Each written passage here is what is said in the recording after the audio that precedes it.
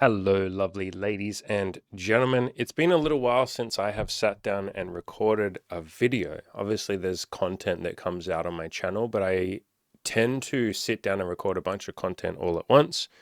And it's been probably 2 weeks since I actually sat down and recorded something by myself. And there's this weird, like, rustiness or rust that builds up when I haven't done something for a little while. And it's usually a little awkward for me at the start every single time, even after this much time of doing this. I've been doing YouTube for 3 or so years at this point. I've done something insane like 500 videos, or I think it might be more than that. But it's a nice little lesson for any of you that it's okay if something feels a bit rusty or awkward or not perfect. Fuck it, just do it anyway. So I want to tell the story of maybe one of the most awkward approaches that I have ever done. And when I talk about approach, I mean approaching a woman, hitting on a woman, asking for her phone number. And I'll give you some context. So there was a guy in my coaching group who has been caught up in a few like rules that he feels he has to do when it comes to approaching women, when it comes to hitting on women. And some of these rules are like he read somewhere that somebody told him somewhere, if you ever make if a girl makes eye contact with you, you have to hit on her no matter what. Like, you're not allowed to look away. You have to charge in there and like immediately ask for her phone number and no hesitation and all of that. And that might sound like a really good motivating rule. I mean, great, that's cool. But often we can take these rules to like the extreme and beat ourselves up if we don't do it. And that's what this coaching client of mine has been doing. He's been putting pressure on himself and kind of going, okay, if there's ever a moment where a woman gives me eye contact, if I don't then immediately charge in there and seize that moment and say, hey, cute stuff, thanks for making eye contact, give me them digits, girl. If I don't charge in there, I'm wasting the opportunity. I'm not enough of a man. I'm never going to make it to my goals. I'm never going to meet a woman. I'm never going to have these wonderful sexual and intimate experiences. And so somebody else in the group gave this wonderful response, which I'll read out here. It's a good example of why sometimes the pickup artist stuff often doesn't really serve us. It's a cute little rule that someone made up that simply doesn't have to apply at all, or even in most situations. Sure, it can show confidence to just walk up to someone and talk without any hesitation, but that's certainly not the only way. You can still go and talk to a girl even if you already made eye contact and dropped it for a minute. This is called normal human interaction. I've done it many times. Just go and talk to her anyway whenever you can bring up the courage to do it. This is about you, not her. She's likely going to respond the same way regardless of how long you took to approach her. Just trust me, man. Just do it anyway. So I love that. And what I said is I sort of told this story of this moment where I took out one of my friends and taught him how to talk to women. And this was a guy who'd never done it before in his entire life. I mean, he talked to a few women like at dancing, like he's a dancer. He's also a drummer. So he's talked to women, but he's never like gone up to women in the street and said, hey, you're cute. I'm Tim. Let's talk for a little bit. Like, he'd never really done that. And I took him out one night. He asked me, he'd been watching me learn how to do this over the last like year or two, and he'd been watching with interest, and we talked about it multiple times a week. But, he got to this point where he was like, fuck it, man, Andy, I want to do this. I don't want to hold back anymore. I want to go out there and be able to talk to women. So I took him out one evening, and we were just walking around this like shopping mall, and I tried several times to get him to do it, and he just couldn't quite do it. And it got to the point where, he'd go to talk to a woman and he'd just go, oh, fuck, I can't do it. I can't do it. I can't do it. And I said to him several times, like, do you want me to actually push you? And he said, like, yes, yes, yes, please push me. And so I would literally like physically push on his back and try and like push him towards her. And then he would like actively push back on me, and he'd be like, no, no, no, stop pushing me, stop pushing me. And I'd be like, you told me to push you. And I'd be like physically pushing him towards her, and he still couldn't do it. And we tried for about 2.5 hours, and he showed such incredible bravery by staying out there with me for that long. And then finally something clicked, and he was just able to talk to a woman, and it went amazing, and she was super flattered, and I think she had a boyfriend. I can't remember, it doesn't really matter, but she was really happy that he approached her and hit on her, and then he did a few more, and we were sort of coming to the end of the night, And, he's on cloud nine. He's like, holy crap, I can't believe it. I think he talked to like 4 women by that point in that evening. And he's like, I can't believe I've done this. Like, you were right, Andy. You're just saying hello to women. It's not any big, amazing, scary thing. I'm just saying, hi, I thought you were cute, or I thought you were pretty, or I thought you were attractive. And that's it. And then I just talked to her for a little bit. Like, that's all this is. And I was like, yeah, man, like, it doesn't have to be this big, scary thing. We're just going and saying hello to women. But we got to the end of the night, and there was this woman or this girl sitting down, and she was kind of reading a book, and it was a very like empty shopping mall, because by this point in time, pretty much everyone had gone home. It was like 9 p.m. at night. The shopping mall is going to close in the next like half an hour or so. Nobody's really there. There's just me and my friend, and then this girl sitting on a bench. And she was super cute. She had almost like a almost goth look to her. And she was super pretty, super pretty. And I said to him, do you want to go say hello to her? And she's just sitting there reading her book, nice and peaceful. Perfect opportunity. Go sit on the bench and say hello. And he goes like, oh, yeah. And he's doing that hesitation thing, which we do when we have a fear. And he hesitated for a little while. And after like 30 seconds, he said, no, don't worry. I'm happy with what we've done. It's fine. And I said, what do you mean it's fine? Like, you clearly want to talk to her. You're just having some fear and some resistance. Go say hi. Come on, man. Go say hi. And I tried to physically push him a little bit. And he resisted, and he was like, no, seriously, I can't now. It's been too long. We've been standing here for too long. He had in his head a rule which said, if you're standing there for too long, it's awkward and it's weird and you can't do it. And by this point, she had looked up from her book and looked at us, and then kind of looked down at her book. And, we were both standing about, I don't know, maybe like 20 feet from her, 10 meters from her. And she had looked at us several times. And so he had another rule come up in his head, these unwritten rules, or sometimes these rules that society or other people give to us, of like, if a woman has made eye contact with me several times, if I was to go hit on her now, that would be weird. And so he's saying this to me, and I said, like, that's just a rule that you made up. There's no rule that says just because she looked at us twice, you can't go and say hello. In fact, if you think about it, isn't that what most people do in a bar?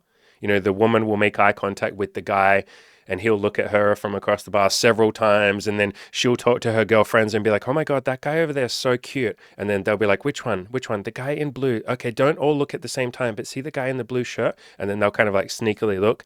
Oh my God, Sarah, he's looking at us. Oh my God, don't look now. Oh my God.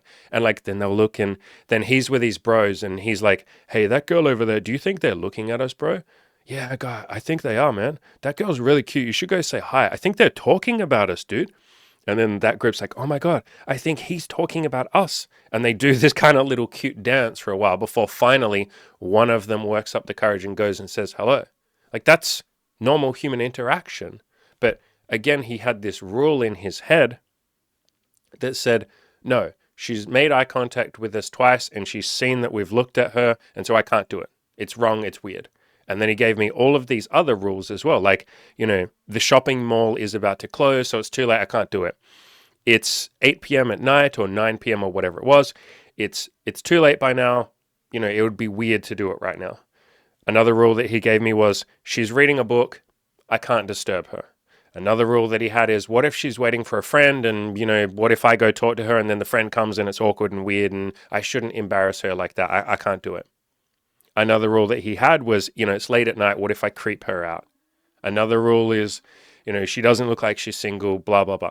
All of these different rules, or these, I guess, limiting beliefs, these stories, these narratives that come up that are basically just fear talking. I did a video a long time ago called Approach Anxiety Has Many Different Forms.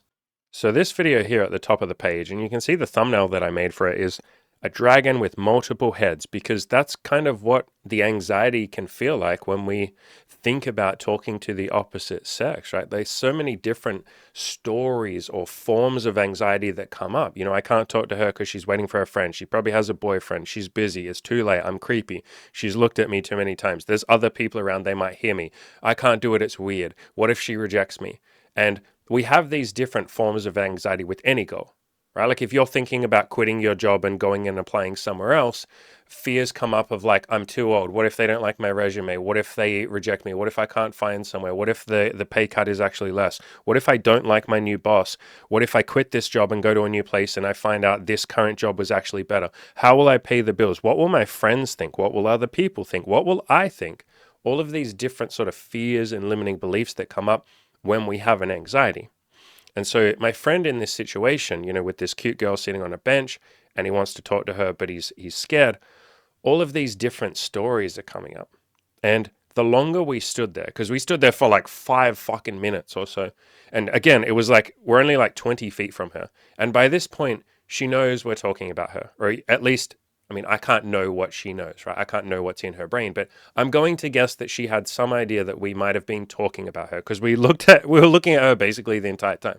And she would look up at us and she smiled once or twice and then she just looked back at her book, right? And we're standing so fucking close to her.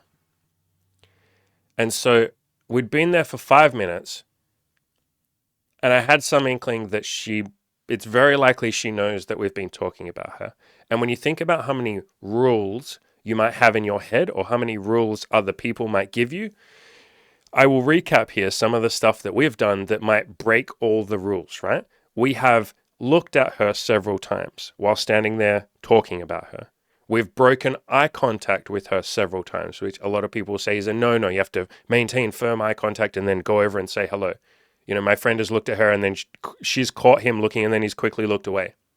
Lots of people will say that's weak behavior. That's bad. We've stood there awkwardly for several minutes looking at her. She has seen us look at her multiple times. We have been talking about her a ton, and it seems quite obvious. She has even smiled at us because she can probably tell that we're talking about her.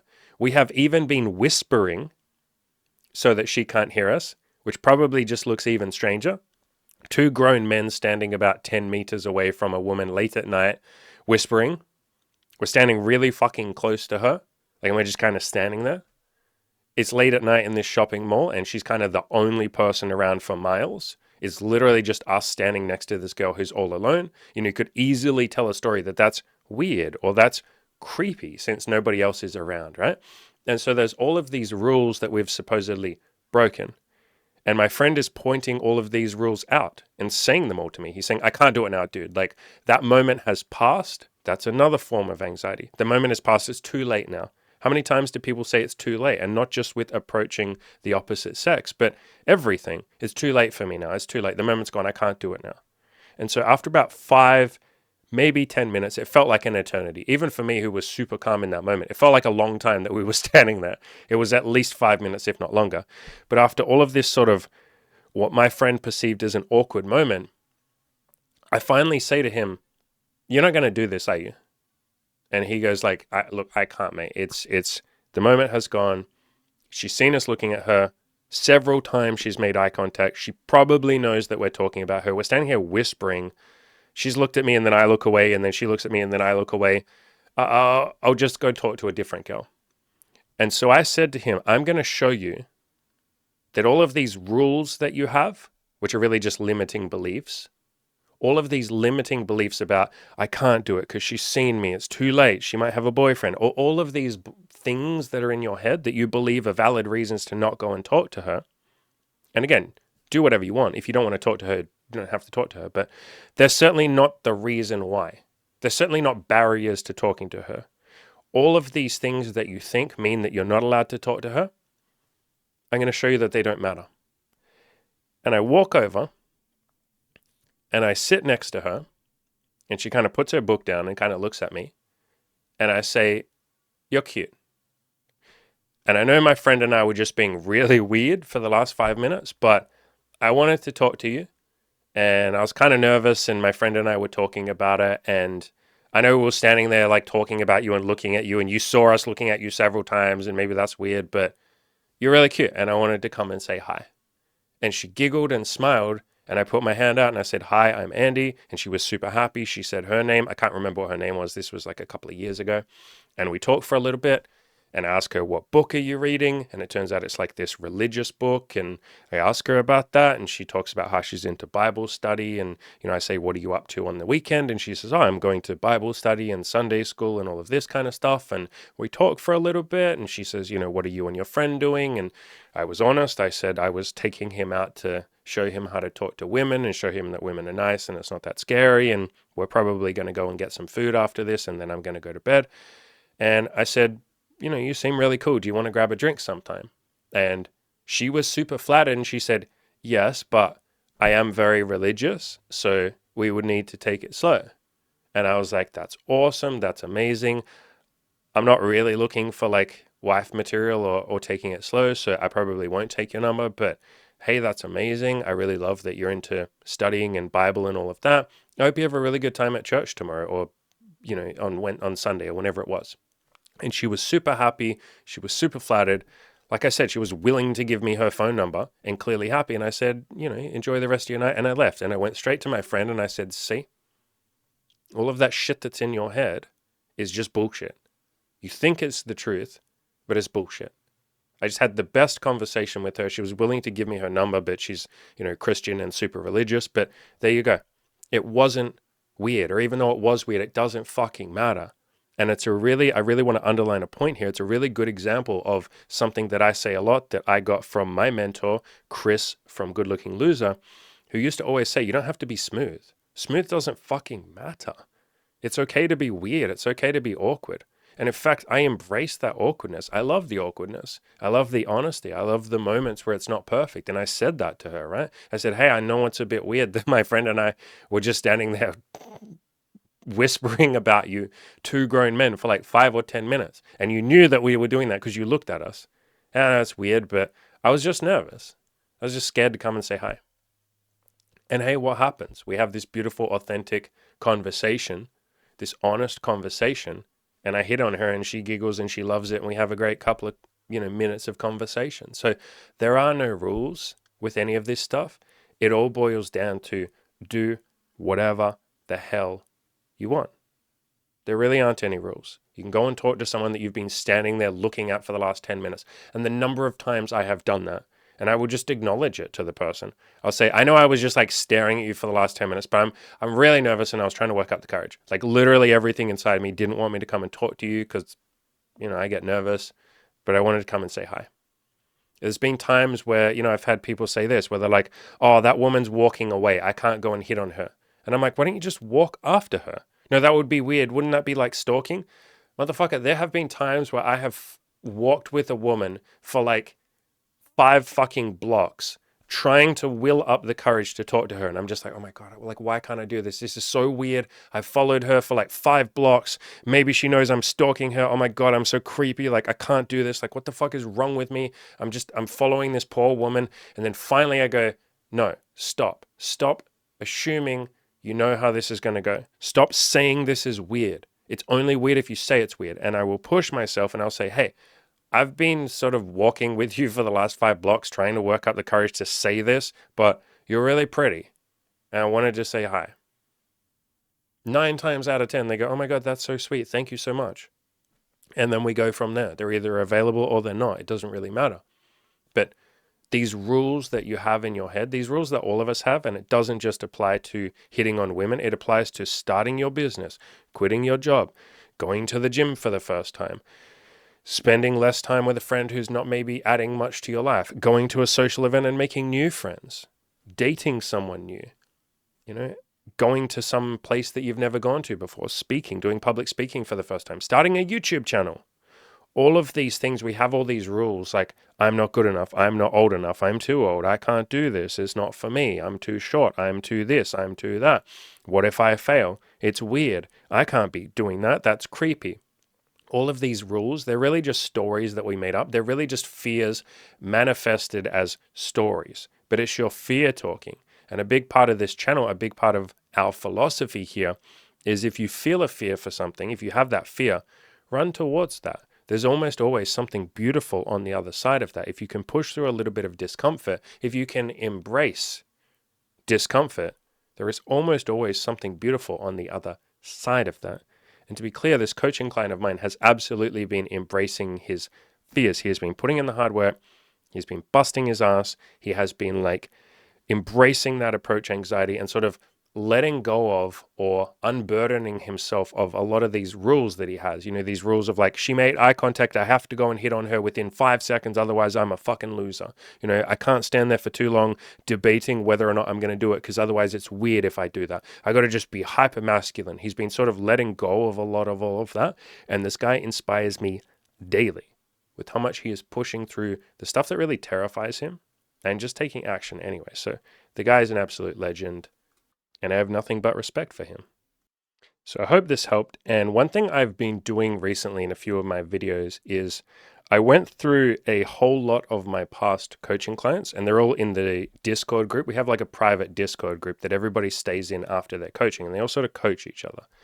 And they get to stay in there for life. And I've been asking each person, or I'm still going through the process of asking everybody, you know, now that it's been a few years, can you reflect back on your time in the coaching program, what you've done since, give us a little bit of an update, kind of do like a reflection on what it was like in the program and what your life has been up to since, or what you've been up to in your life since. So I've gotten a whole bunch of really cool answers, and I plan on reading most of them out in the coaching like in this content.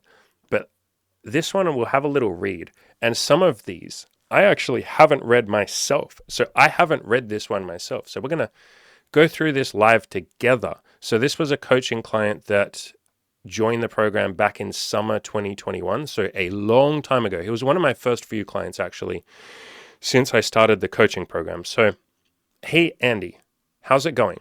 Pretty good. Thanks, mate. I'll definitely answer these questions. I signed up around the summer of 2021. My biggest achievements were becoming very independent of myself emotionally and getting over a breakup that broke me all the way down. Yeah, that was what he came to the coaching program for.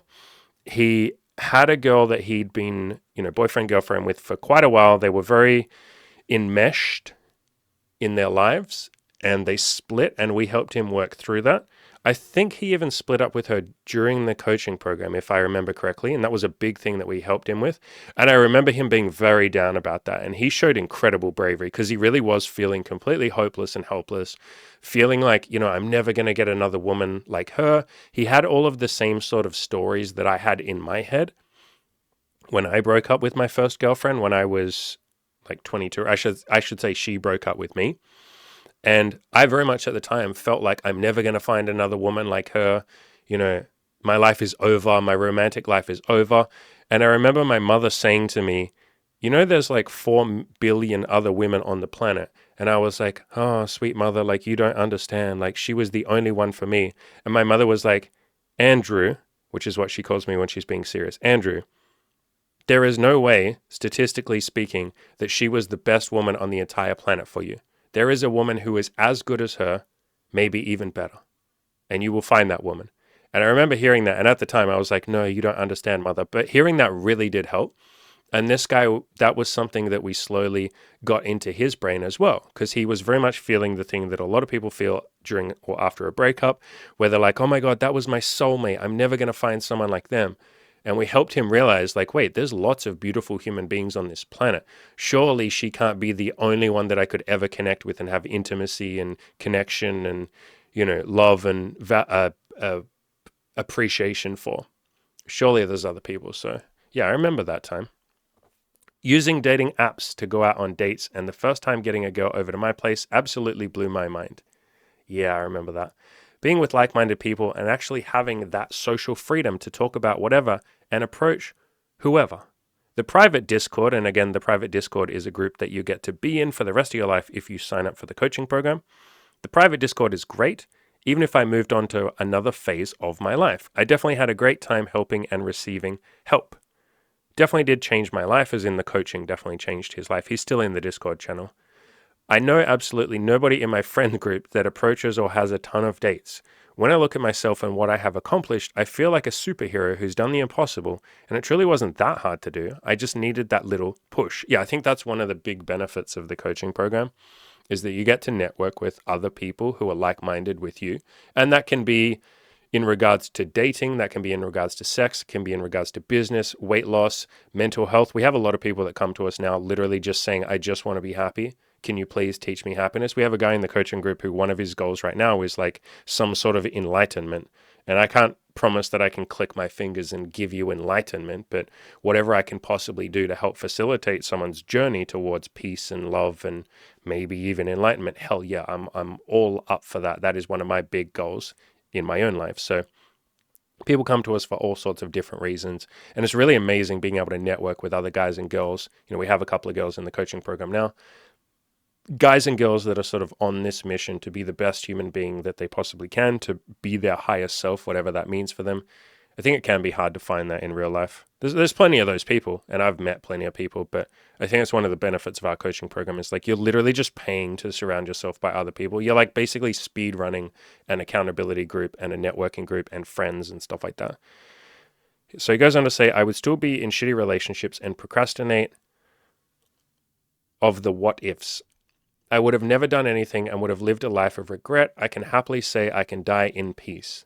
That's really nice. That makes me happy. That's kind of the mission, or one of my missions of coaching and my content in general, even if you never pay me a single dollar. My mission with all of you watching and listening is I would love it if you get to a place, and you can be at that place right now. There's nothing you really need to learn, but if you can let go of all of the burdens of what you should do or what the right thing is to do or all of the regrets that you might have, all of the limiting beliefs and the negative thoughts and the stories and, you know, all that junk that we collect, and let go of all of that and realize like you're okay and everything's going to be okay. If I can help you get to that point, or even if I can get you to that point, oh my God, like that is literally my mission. And there's lots of people, I'm so unbelievably grateful that there are lots of our coaching clients who will make a post one day and they're like, do you know what? Today I just realized, or over the last few weeks, I've been realizing I'm okay. And like, there's nothing I need. You know, if I want more money, I'm allowed to have that. If I want more sex, I'm allowed to have that. If I want a better body, I'm allowed to have that. But I'm okay as I am. And like, I don't think that there's anything wrong with me. That's kind of my goal, is to get people to a place of like, hey, I'm okay. So he goes on to say, everyone in the group is becoming a better version of themselves and everyone is supportive of one another. Yeah, we've screened really hard to bring in like very supportive, wonderful human beings. I don't regret my time and neither will you. I guess he's talking to any of you who want to sign up for coaching.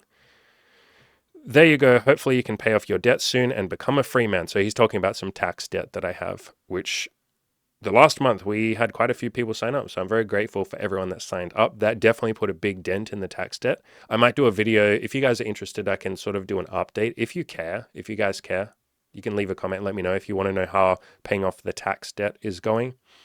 So he goes on to say, have a good one. And then I've taken out his name. So yeah, I love that. That makes me really happy, that bit of, you know, I can happily say I can die in peace. That's really beautiful. That's like genuinely really beautiful. Like that really means a lot. That's kind of my goal for each person. So I fucking love that. And it's cool because this is someone that I coached. And I know this guy. You guys don't know this guy. But, you know, I coached him. He really was one of my first few clients back in summer of 2021. And back in those days, like, man, I was so nervous about coaching. With this guy in particular as well. I didn't really know what I was doing. These days, I still often don't know what the hell I'm doing. I just know what I'm doing a tiny bit more. But back then, I really had no idea what the fuck I was doing.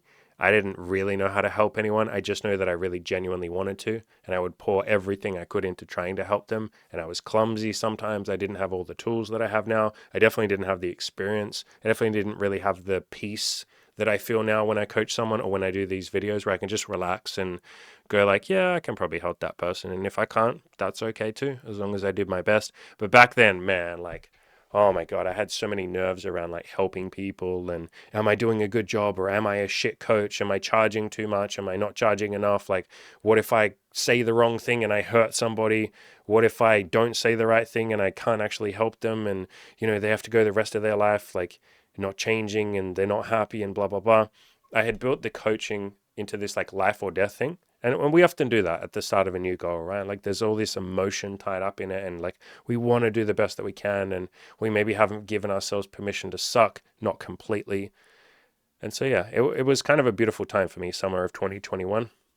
It's nice being able to go back down memory lane and read out a lot of these old coaching clients, when they've replied to me. And I'm really grateful for everyone that's replied so far. If you're an old coaching client of mine and I haven't hit you up yet, just know that that's probably coming, and reply to it if you want to. Don't reply if you don't want to. But I'm really grateful for everyone that has applied. I'm grateful for everyone that has trusted me with their money, with their time, more than that, with their vulnerability of like opening up about the things that they're insecure about, opening up about their fears, opening up about the things that they want.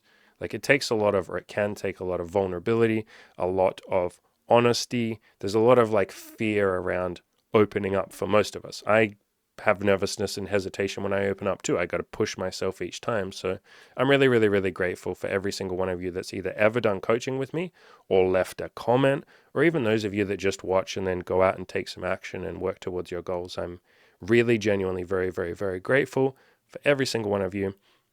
If you would like to sign up for coaching like this guy has, I have 2 ways of getting in touch with me for coaching. You can just do a one-off coaching call with me, and the link for that is in the description below. Or you can do like the proper hardcore coaching program like this guy did. Either one, links are in the description below. I would love to work with you. If not, hey, I would love that too. As always, go out there and crush those goals.